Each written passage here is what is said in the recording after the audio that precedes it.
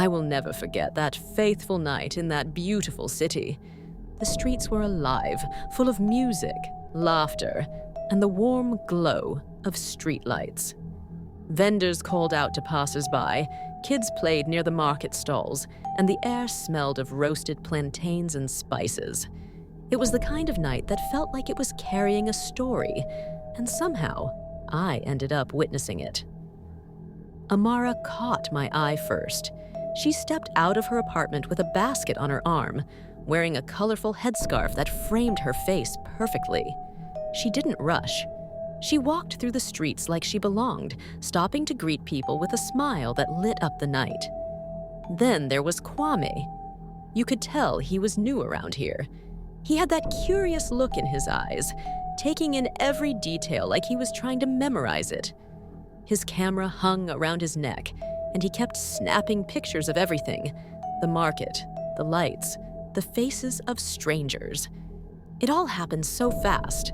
Kwame was so lost in his camera that he didn't notice Amara coming around the corner. They bumped into each other, and her basket fell to the ground, fruits rolling everywhere. There was this split-second pause where they looked at each other, and for some reason, it felt like the whole street went quiet. "I'm so sorry," Kwame said, scrambling to pick up the fruits. Amara just laughed softly, shaking her head.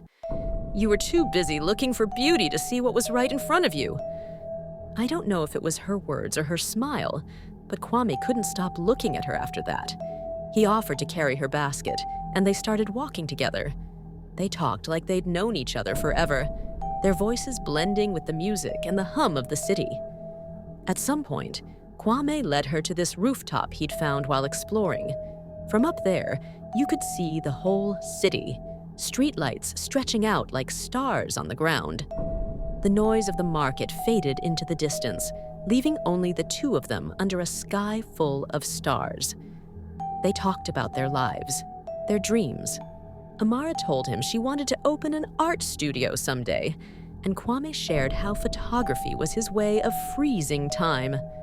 They laughed, they listened, and at one point, an Afrobeat tune drifted up from the street below.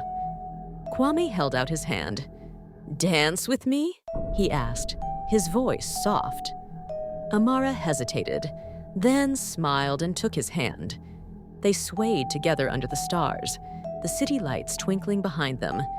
It wasn't anything grand, but in that moment, it felt like they were the only two people in the world. Later, Kwame walked her home. Inside her apartment, they kept talking. Her place was warm and cozy, filled with colorful fabrics and little art pieces. She made tea, and they sat close on the couch, their voices low, their words flowing naturally. You could tell something had shifted between them, even if they hadn't said it out loud.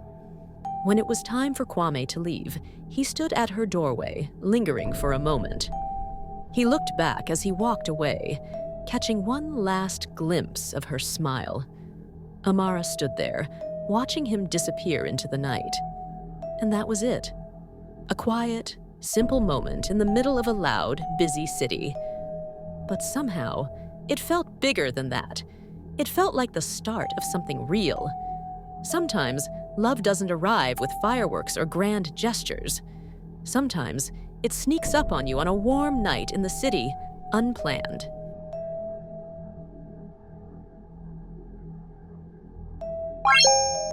Bye.